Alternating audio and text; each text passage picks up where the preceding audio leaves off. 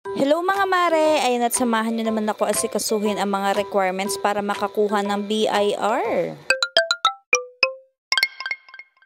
Alas 4 na nga ito ng hapon mga mare at papunta na nga kami niyan sa aming barangay. Maaga nga dapat ako pupunta niyan mga mare pero sinumpong naman ako ng sakit ng tiyan nitong umaga. Kaya naman nagpahinga na nga muna ako mga mare at hindi ko na nga muna pinilit yung aking sarili. Nung bandang hapon na nga mga mare ay medyo okay na nga ako kaya naman ayan at pumunta na nga kami ng barangay. Kasi kung hindi ko pa to aasikasuhin mga mare ay madedelay talaga yung pagpunta ko sa BIR. Sasakay nga pala kami ng habal-habal papunta ng barangay mga mare dahil malayo-layo nga ito kung lalakarin. Tsaka 4 PM na rin ito mga mare at hanggang alas 5 nga lang yung barangay kaya nga ayan at maghahabal na lang kami. Saglit nga lang din kami nag-antay mga mare at ito na nga nakasakay na kami sa may habal. Saglit lang din naman yung biyahe nito mga mare, wala pang 5 minutes. Ang problema lang kasi dito mga mare ay pataas nga itong daanan kaya nakakahingal kung lalakarin.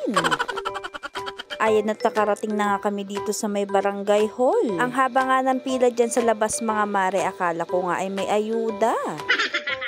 Pagpasok ko nga sa barangay mga mare, ito na nga at binigyan na ako ng papel para fill upan. Nung natapos ko na nga fill upan mga mare, ito na nga at umakyat na kami sa may second floor. Dito ko kasi ipapasa yung papel na fill upan ko mga mare at mag-aantay na nga lang kami dito sa may upuan. Diyan ko nga pinasa yung fill upan ko mga mare at sila nga yung magpiprint ng barangay clearance.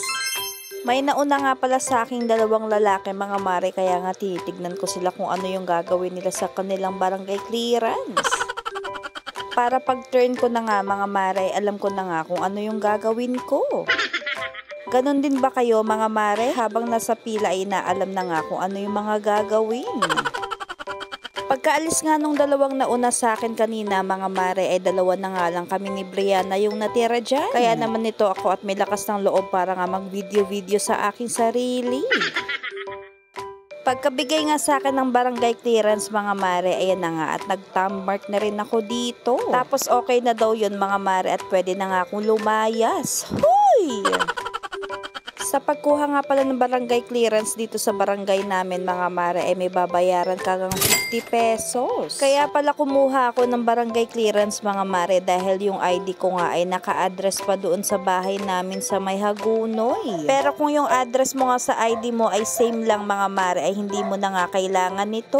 Dumaan na nga rin pala kami ng butika mga mare para nga bumili ng gamot na wala nang stock sa bahay. At tignan nyo naman itong pusa mga mare, napaka-cute. Pagkatapos nga namin bumili ng gamot mga mare ay dumaretso naman kami dito kala Ate Joan para nga magbayad at magpa-print na rin.